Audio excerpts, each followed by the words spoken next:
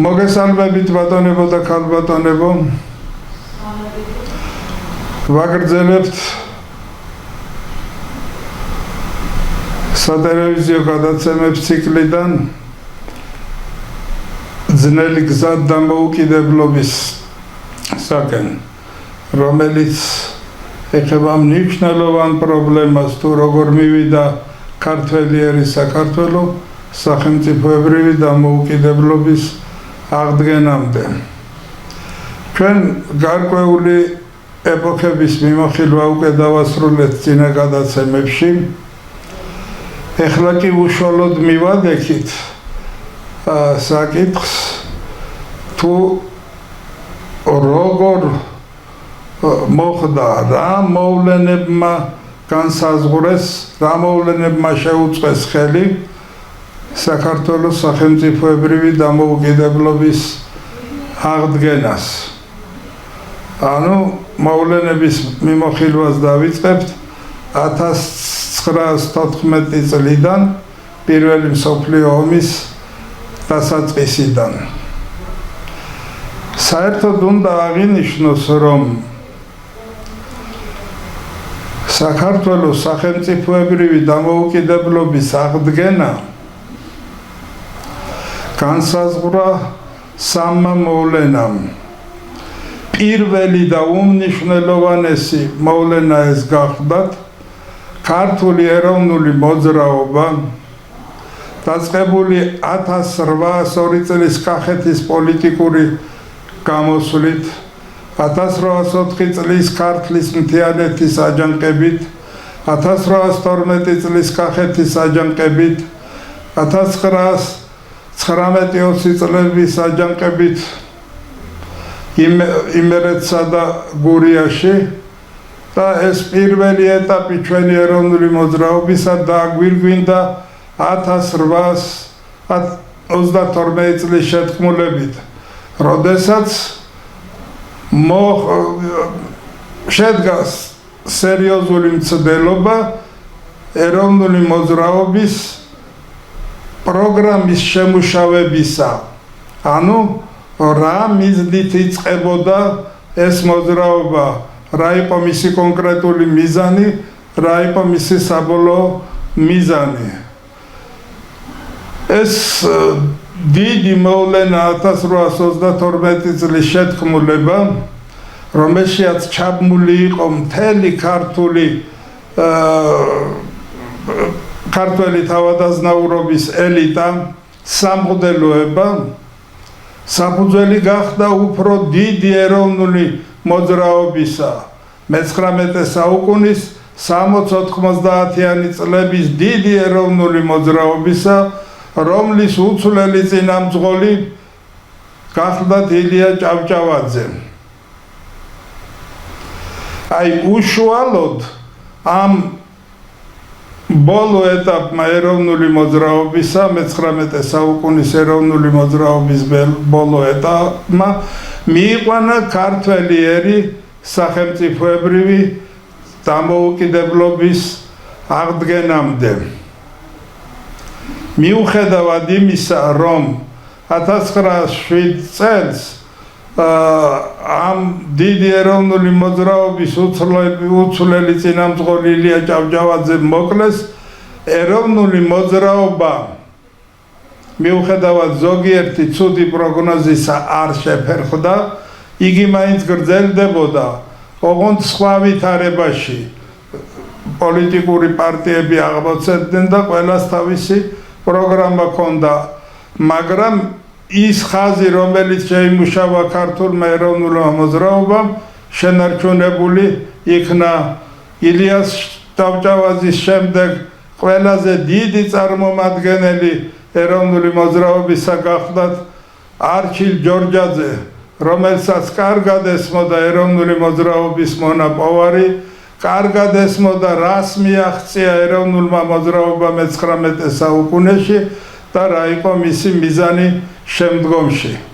აქაც უბედურება გვეწვია 1913 წელს სრულიად ახალგაზრდა არჩილ ჯორჯაძე გარდაიცვალა, მაგრამ დარჩა მისი იდეური მემკვიდრეობა. დარჩნენ ადამიანები, რომლებიც მის ნაშრომებს, მის იდეურ მემკვიდრეობას აღიარებდნენ ეროვნული მოძრაობის პროგრამა, თუმცა მოწინააღმდეგენიც ბევრი ჰყავდა მას, ძირითადად ეს იყო სოციალისტური ორიენტაციის ძალები. 1914 წელს დაიწყო პირველი მსოფლიო ომი. ხო, რომ შევაჯამოთ ის რაც ვისაუბრეთ, უმთავრესი მიზეზი ქართული სახელმწიფოებრიობის აღდგენისა იყო ქართული ეროვნული მოძრაობის მონაპოვარი, რომელიც რამდენიმე თაობის მანძილზე, ქართველთა რამდენიმე თაობის მანძილზე იდეურად ამზადებდა საქართველოს სახელმწიფოებრივი დამოუკიდებლობის აღდგენას. ბოლო ეტაპი კი დაიწყო სწორედ 1914 წლიდან პირველი მსოფლიო ომის დაწყების შემდეგ. ეხლა აქ საკვირველი არაფერია, რომ ქართული ეროვნული მოძრაობის მონაპოვარი დაედო საფუძვლად. აქ იდეურ მონაპოვარზეა საუბარი, ეროვნული მოძრაობის მონაპოვარი დაედო საფუძვლად სახელმწიფოებრივი დამოუკიდებლობის გამოცხადებას. ანუ ერი, ვისაც უნდა სახელმწიფოებრიობის გამოცხადება, ის მზად უნდა იყოს ამისათვის. მას განვლილი უნდა კონდეს ბრძოლის ძალიან დიდი პერიოდი, ძნელი, ხშირად ერთი შეხედვით უპერსპექტივო ბრძოლის პერიოდი, მაგრამ საბოლოო ჯამში მაინც პერსპექტიული ბრძოლის პერიოდი. ეხლა რუსეთის იმპერიაში ბევრი ხალხი ცხოვრობდა, მაგრამ ყველამ კი ვერ მოიპოვა 1917 წლებში დამოუკიდებლობა. ბევრი ხალხი ერი ამისათვის მზად არ იყო, კონსოლიდაცია არ ქონდა გამოცდილება ეროვნული მოძრაობის ცალკეულ ეტაპებზე მიღებული. ასე რომ ჩვენ შეიძლება უმნიშვნელოდაც კი გვეჩვენება ხოლმე ზოგჯერ რა კავშირში იყო 1804 წლის კახეთის პოლიტიკური გამოსვლა ან შემდგომი პერიოდის აჯანყებები 1918 წლის 26 მაისთან, მაგრამ სწორედ რომ კავშირში იყო. აი მე-19 საუკუნის დამდეგიდან დაიწყო იდეური მზადება სახელმწიფოებრივი დამოუკიდებლობის აღდგენისათვის. ვისაც არ ქონდა ეს პერიოდი განვლილი, მან ვერც გამოაცხადა სახელმწიფოებრივი დამოუკიდებლობა. როგორც მოგახსენეთ, 1914 წელს დაიწყო პირველი მსოფლიო ომი. ეხლა პირველი მსოფლიო ომი როგორ დაიწყო, რატომ დაიწყო, ეს ჩვენი განხილვის საგანი არ არის, მაგრამ ერთი რამ ცხადია, რომ ახდა ილია ჭავჭავაძის წინასწარმეტყველური სიტყვები. რამდენიმე პატარა მცირე მასშტაბის ომები იყო მე-19 საუკუნეში, მე-20 საუკუნის დამდეგს და ილია ჭავჭავაძემ ერთხელ ბრძანა ამ წვრილ-წვრილი ომებით ევროპა ერთ დიდ ომამდე მივაო და მივიდა კიდეც 1914 წელს. ილია ჭავჭავაძე ამას ვერ მოესწრო დიდ ომამდე.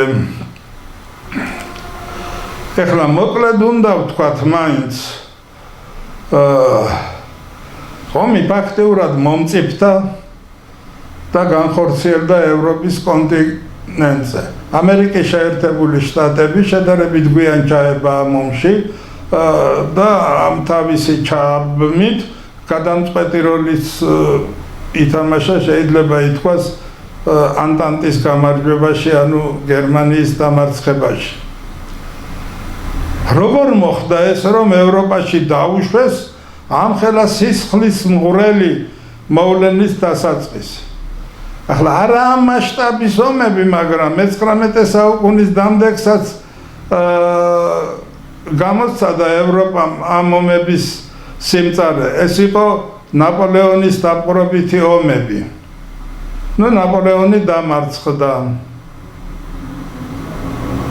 ერთხელ დაიბრუნა ძალაუფლებას 100 დღით, შემდეგ ის საბოლოოდ დაამარცხეს, ძალიან შორ წმინდა ელენეს კუნძულზე გადაასახლეს, ევროპა დამშვიდდა და 1814 წელს დაწყებული ვენის კონგრესი, ევროპის სახელმწიფო მეთაურთა კონგრესი მუშაობა გააგრძელა და 1815 წელს შეიქმნა, თუ შეიძლება ასე ითქვას, ვენის სისტემა, რომლის მიზანი რა იყო? პოლიტიკოსები შეთანხმდნენ, რომ ასეთი რამ აღარ უნდა მოხდეს, რომ ევროპა დიდ სისხლისმღვრელ ომში გაეხვეს. ევროპის მონარქები შეთანხმდნენ, რომ ასეთი რამაც აღარ მოხდებოდა. შეიქმნა საღვთო კავშირი, ასეთი ორგანიზაცია, ახლა შეიძლება მას ორგანიზაციულად დიდი როლი არ უთამაშია, მაგრამ მონარქების გაერთიანება მოხდა, შეთანხმება მოხდა, მათ შორის რუსეთის მონარქისაც, ალექსანდრე პირველისაც. და თქვენ წარმოიდგინეთ, ერთი საუკუნე 1815 წლიდან 1914 წლამდე ევროპა ვენის კონგრესის გადაწყვეტილებების ძალით ინარჩუნებდა მშვიდობას ევროპის სახელმწიფოთა შორის. აი ეს პრინციპი დაირღვა, რაზეც შეთანხმდნენ 1815 წელს ევროპის სახელმწიფოთა მეთაურები, მონარქები და გადაწყვიტეს, რომ არა დიპლომატიური გზებით, არა მოლაპარაკებით, არა მშვიდობიანი საშუალებებით, არამედ შეიძლება ისევ ომით გადაწყდეს ის საკითხები, რომლებიც მათ აინტერესებთ. ყველაზე აქტიური გახდათ გერმანია, რომელიც გვიან გაერთიანდა და მას ინგლისის, საფრანგეთის, რუსეთისაგან განსხვავებით არ ქონდა მოპოვებული ადგილი მზის ქვეშეთში, ანუ არ ქონდა მოპოვებული მსოფლიოს სხვადასხვა რეგიონში ბაზრები, ნედლეულის წყარო და გასაღების ბაზარი და გერმანიის ეკონომიკა ნელ-ნელა შევიდოდა კრიზისში, იმიტომ რომ მისი ეკონომიკის განვითარება მოითხოვდა ახალ ბაზრებს, მოითხოვდა ნედლეულის ახალ წყაროებს და ასე შემდეგ. მიუხედავად ამისა, პირველი მსოფლიო ომი მთლიანობაში წარიმართა დიდი ბრიტანეთის სცენარით და დიდი ბრიტანეთის რეჟისურით. ეს იყო ინგლისის დიდი გამარჯვება. ჩვენ ახლა რაც გვაინტერესებს, ის არის რუსეთის მონაწილეობა ამ ომში. ერთადერთი ქვეყანა, რომლის დიპლომატიასაც, რომლის მეფესაც ნიკოლაი მეორეს უნდა ხოლო ქონოდა იმის განჯვრეტის უნარი, რომ ეს ომი მას ყველაზე ნაკლებად აინტერესებდა. ფაქტობრივად რუსეთის იმპერია ომში ჩაება სხვისი საქმისათვის, სხვისი გასაკეთებელი საქმის საკეთებლად და კიდეს გადაყვა ეს იმპერია ამ არასწორ საგარეო პოლიტიკურ ნაბიჯს. დაიღუპა რუსეთი, დაიღუპა დინასტია, იმპერიამ არსებობა შეწყვიტა, დაიღუპა ამდენი ადამიანი. ეხლა წინააღმდეგობები ევროპის ქვეყნებს შორისაც იყო თვითონ, რა თქმა უნდა, ვთქვათ, იტალია თავიდან გერმანიისა და ავსტრიის ბლოკში, სამთა კავშირში იყო, იმიტომ რომ ეშინოდა ინგლის-საფრანგეთის კონკურენციისა ხმელთაშუა ზღვაზე და სხვა ადგილებში. მაგრამ მე იტალიის დიპლომატიამ ჩათვალა რომ უკეთესი იყო ანტანტის მხარეზე გადასულიყო და გადავიდა კიდეც ინგლիս-საფრანგეთ-რუსეთის სამხედრო ბლოკში ანტანტაში წინააღმდეგობები იყო რა თქმა უნდა მაგრამ ვიმეორებ ყველაზე ნაკლებ ეს წინააღმდეგობები ეხებოდა რუსეთს ისევე როგორც იაპონიასთან ომში 1920 წელს რუსეთმა ვერ განსაზღვრა საგარეო პოლიტიკური კურსი ვერ შეიმუშავა და სრულიად უმიზნოდ ჩაება და დამარცხდა კიდეც იაპონიის ომში და სავარაუდო იყო რომ რუსი დიპლომატები სახელმწიფო მოღვაწეები და პირადად იმპერატორი აქედან დასკვნას გააკეთებდა მაგრამ არაფერი ისევე გაუაზრებლად ისევე შორსმეტელური პოლიტიკის გარეშე აღმოჩნდა რუსეთი ჩაბმული ამ ომში იყვნენ რუსეთში ადამიანები სხვათა შორის იმპერატორის ნათესავები მეგობრები ბავშვობის მეგობრები რომლებიც ეუბნებოდნენ რომ როგორ მოხდა ის რომ გერმანიის წინააღმდეგ გერმანიასთან დაპირისპირებულ სამხედრო ბლოკში აღმოჩნდა რუსეთი ეს ხო გაუგებრობა არისო და არ წმონებდნენ იმპერატორს რომ არ გადაედგა გერმანიის წინააღმდეგ ნაბიჯი და ომი არ დაეწყო ინგლისისა და საფრანგეთის მოთხოვნის მიუხედავად ერთი პერიოდი როგორც ჩანს ნიკოლაი მეორე კიდეც დაფიქრდა საერთო მობილიზაცია არ გამოაცხადა ნაწილობრივი მობილიზაცია გამოაცხადა ეს მაინც ომს ნიშნავდა რა მნიშვნელობა აქვს მაგრამ მერე იმდენად დიდი იყო ინგლիս-საფრანგეთის კაპიტალის პოზიციები რუსეთში ფაქტიურად ქვეყანა იყო ნახევრად კაბალურ მდგომარეობაში ამ ვალებს რუსეთის იმპერია ვერ გადაიხდიდა ნიკოლაი მეორე იძულებული გახდა პური არეგდო შედარებით რეალისტურად მოაზროვნე ადამიანებისათვის და ცნობილი ასეთი ფაქტი მან სამხედრო მინისტრს ან საგარეო საქმეთა მინისტრს კი არ დაავალა გადაცემა ტელეგრამისა საყოველთაო მობილიზაციის დაწყების შესახებ თვითონ მივიდა ტელეგრაფში და მისი მონაწილეობით მომზადდა ეს ტელეგრამა და გადაიცა რუსეთი ჩაება ომში და ამით ნიკოლაი მეორემ დაღუპა დინასტია დაღუპა იმპერია და კატასტროფამდე მიიყვანა ქვეყანა რუსი ხალხი რუსი ერი იგივე მდგომარეობა იყო სხვა სახელმწიფოებში ავსტრია-უნგრეთში, გერმანიაში, ომში ჩაბმულ დიდ ქვეყნებში, იტალიაში, ოსმალეთი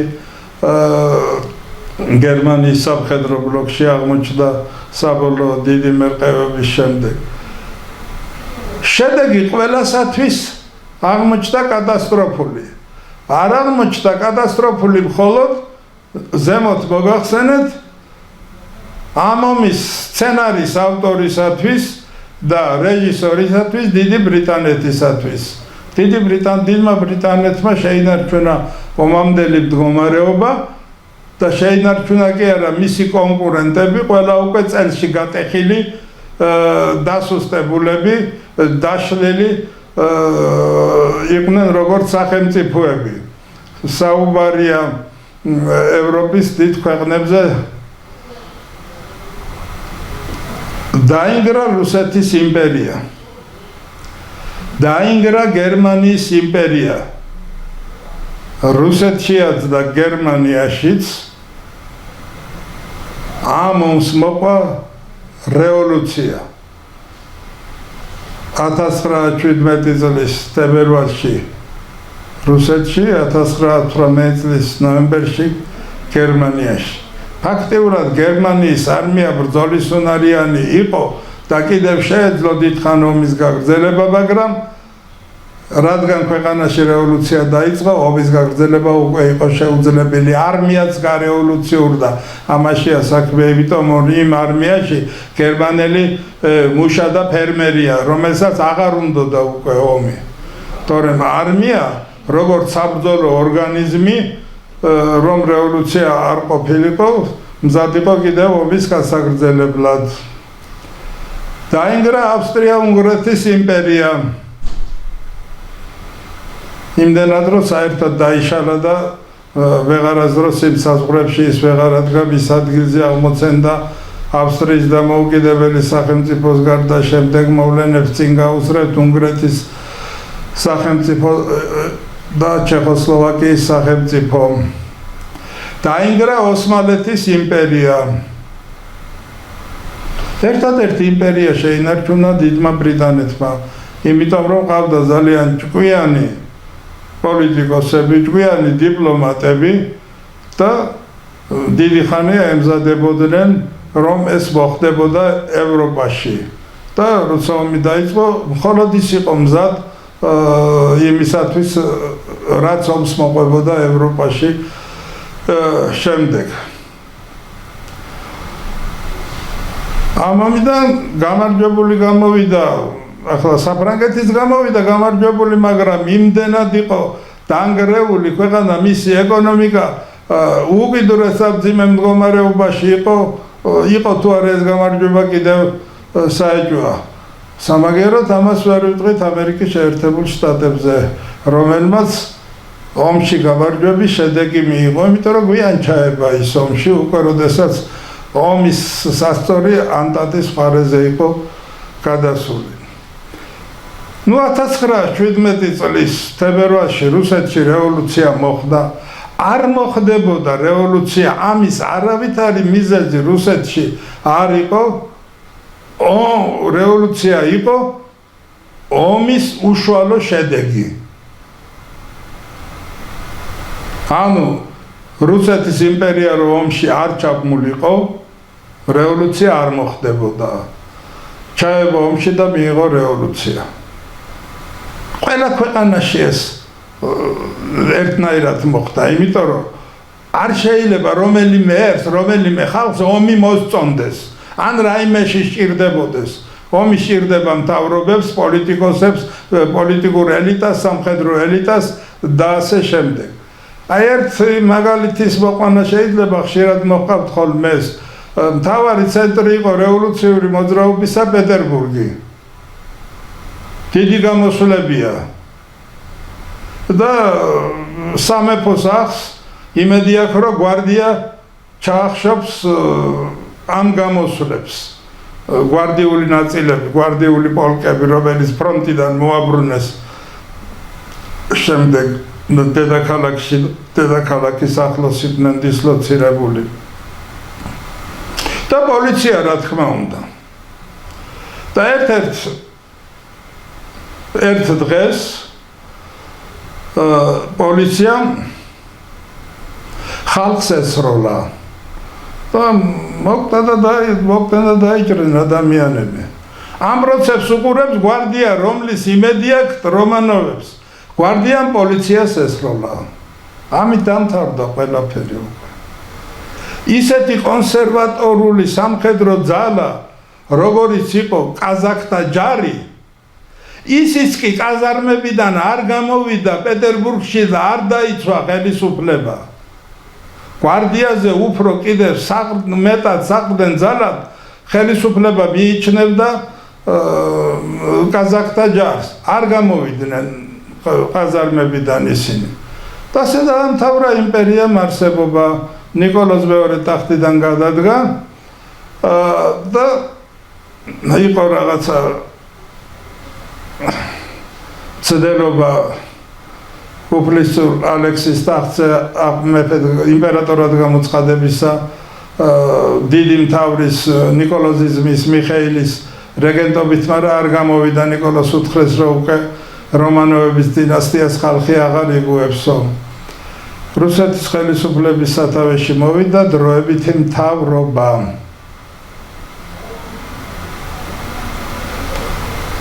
ეხლა დროებითი მთავრობა რუსეთის იმპერიის მთავრობასთან შედარებით იყო დემოკრატიული მთავრობა. აღარ შეიძლებოდა ისეთივე მთავრობა ყოფილიყო, როგორიც იყო თქვათ ნიკოლაი რომანოვის მიერ დანიშნული მთავრობა, იქ რამდენიმე შემადგენლობა შეიცვალა. ეპოქა მოვიდა ასეთი. ძველი მეთოდებით ქვეყნის მართვა აღარ შეიძლება. ამას რუსი პოლიტიკოსების ნაწილი მიხვდა. ეს კი იმას ნიშნავდა, რომ დადგა დრო, როდესაც საქართველოს სახელმწიფოებრივი დამოუკიდებლობის აღდგენისათვის ბრძოლა უნდა გავიდეს ახალ ეტაპზე. ანუ რაც ვისაუბრეთ, მოკლედ ასე ჩამოვაყალიბოთ. მეორე მიზეზი, რომელმაც შესაძლებელი გახადა სახელმწიფოებრივი დამოუკიდებლობის აღდგენა, ეს იყო პირველი მსოფლიო ომი, რომელმაც ბოლო მოუღო რუსეთის იმპერიას იმპერიის არსებობის პერიოდში, მშვიდობიანობის პერიოდში ეს ყოვლად შეუძლებელი იყო. სამხედრო ძალით ჩვენ რუსეთს ვერ დავძლებდით, ისე კი რუსეთი არ დაუშვებდა საქართველოს სახელმწიფოებრივი დამოუკიდებლობის აღდგენას კი არა, ავტონომიის ბოძებასაც კი მოერიდნენ. და მესამე მოვლენა, რომელმაც საფუძველი შექმნა სახელმწიფოებრივი დამოუკიდებლობის აღდგენისა, ეს იყო 1917 წლის თებერვალ-მარტის რევოლუცია რუსეთში.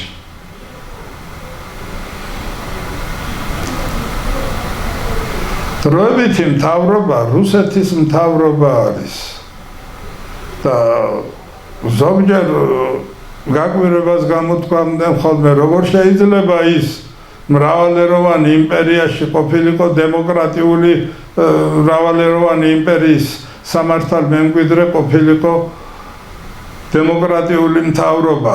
არ არის სწორი ეს შეხედულება. მთავრობა მისი ყველა შემადგენლობა ერთი შემადგენლობით არ უარსებია მას, ბოლოს პირველი მისი თავმჯდომარე იყო ლვოვი, ხოლო ბოლო თავმჯდომარე კერენსკი. მინისტრები იცვლებოდნენ, მთავრობის შემადგენლობა იცვლებოდა. ნამდვილად იყო დემოკრატიული მთავრობა. იმდენად დემოკრატიული, რომ ბოლშევიკებმა ადვილად შეძლეს ამ მთავრობის დამხობა. რუსეთის დროებით მთავრობას მისწრაფებაც რო ქონოდა დიქტატურისაკენ, ხო, რაღაცა ბოლო დღეებში გამოითქვა ამაზე აზრი, მაგრამ არაფერი აღარ გამოვიდა, უკვე ყველაფერი დამთავრებული იყო. ბოლშევიკები ვერ გაბედავდნენ დროებითი მთავრობის დამხობას. მაგრამ იმდენად დემოკრატიული მთავრობა იყო, რომ დროებითმა მთავრობამ ვერ გამოიტანა დადგენილება ევროპიდან დაბრუნებული ლენინის დაპატიმრების შესახებ. იცოდნენ, სადაც ცხოვრობდა, სადაც იმალებოდა. ისიც იცოდნენ, რომ მის გარკვეული დავალებით ჩამოვიდა, არავინ არ გამოატარებდა ომში ჩაბმულ ევროპის ქვეყნების ტერიტორიაზე მას, მაგრამ ერთ-ერთი ევროპული სახელმწიფოსაგან მიღებული კონკრეტული დავალებით ჩამოვიდა. მიუხედავად ამისა, მისი დაპატიმრება ვერ გაბედა. აი აქედან ჩანს, რომ ბოლშევიკებმა ძალაუფლება აიღეს, იმიტომ რომ ამისათვის ისინი მზად იყვნენ, არა. თავისი ინტერესების დაცვისათვის, ქვეყანაში წესრიგის დაცვისათვის მზად არ აღმოჩნდა რუსეთის დროებითი მთავრობა. თავის დემოკრატიზმს, თავის კანონის უზენაესობას გადააყოლა სახელმწიფო და აღსრულდა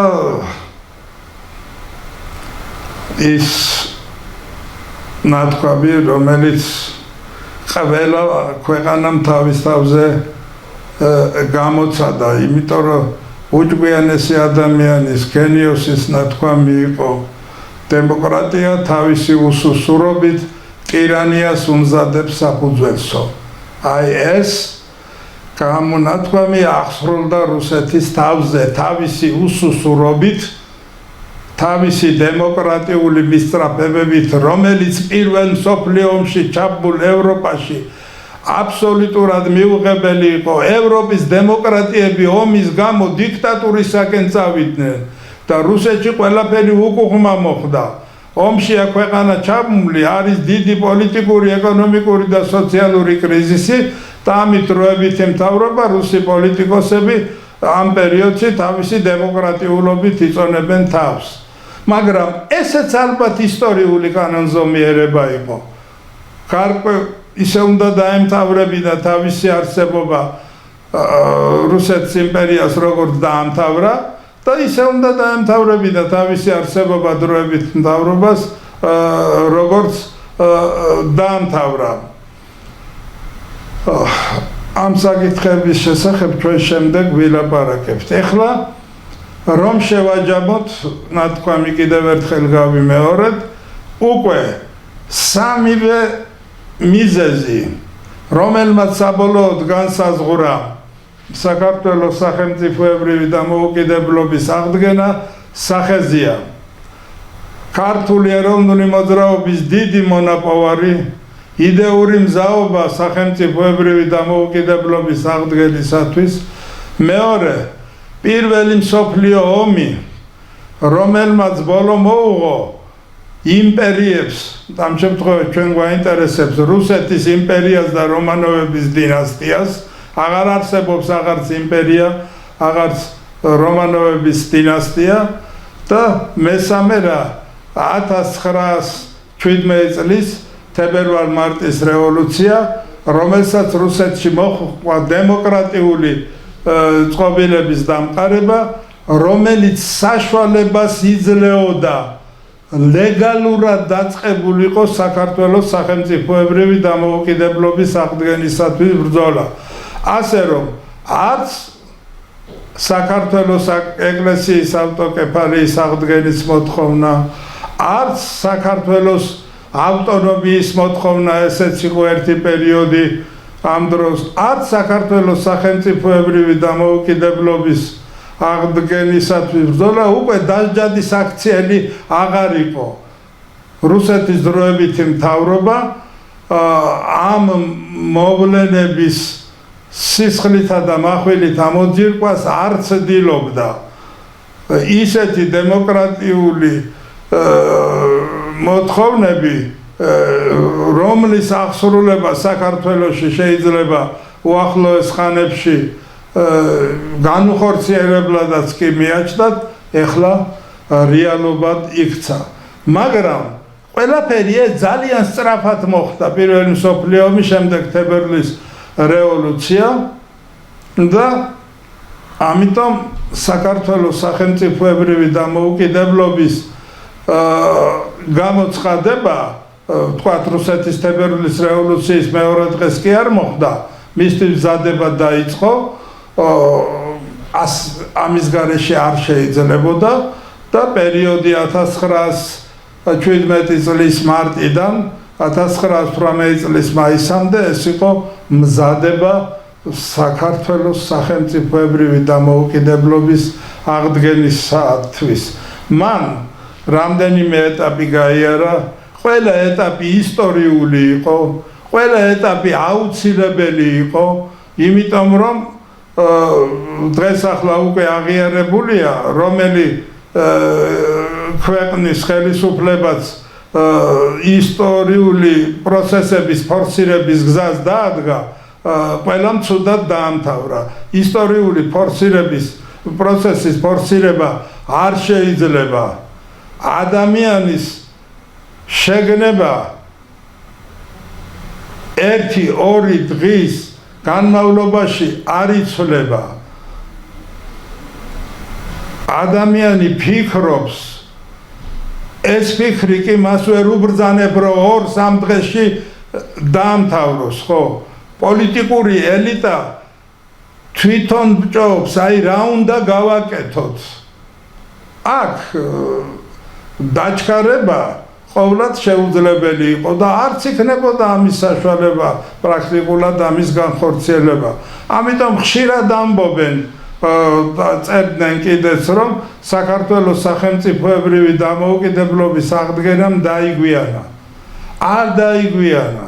ის ეტაპები რაც მან გაიარა 1917 წლის მარტიდან 1918 წლის მაისამდე გასავლელი იყო. დღეს ახლა შესავალ ნაწილში ჩვენ ერთზე გავამახვილეთ ყურადღებას. საქართველოს სამხრეთ კავკასიაში არსებობს სომხებთან და აზერბაიჯანელებთან ერთად.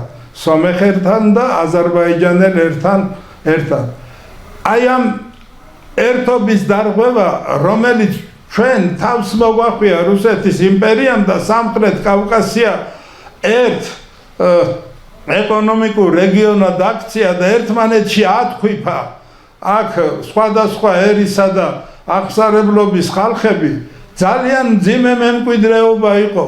მისი დაძლევა იყო აუცილებელი. ასე რომ ქართველებს რომ რაღაც დაეწყოთ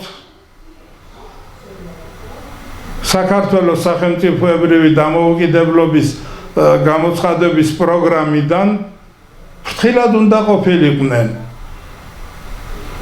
უნდა გაერკვიათ სომხეთის ეროვნული საბჭოს, აზერბაიჯანის ეროვნული საბჭოს პოზიციები და შემდეგ გადაედგათ ეს ნაბიჯი. საქართველოს მრავალეროვანი ქვეყანა იყო. აქ ძალიან დიდი სლავური მოდგმის ხალხი ცხოვრობდა. მათთან ურთიერთობა ძალიან მძიმე იყო. ახლა ერთი ხელის დაყვრით რომ შეაგნებინო შენ რუს რომ ის ხომ რუსეთის მოქალაქეა თავისი შეგნებით რომ ეხვალ დამოუკიდებლობას ვაცხადებ, ისიც უნდა გაითვალისწინო რა პასუხი მოყვება ამას იმ სლავური მოდგმის ხალხისაგან. ასე რომ მტკიცება იმისა რომ ქართველმა პოლიტიკოსებმა დააგვიანეს სახელმწიფოებრივი დამოუკიდებლობის აღდგენა არის არასწორი.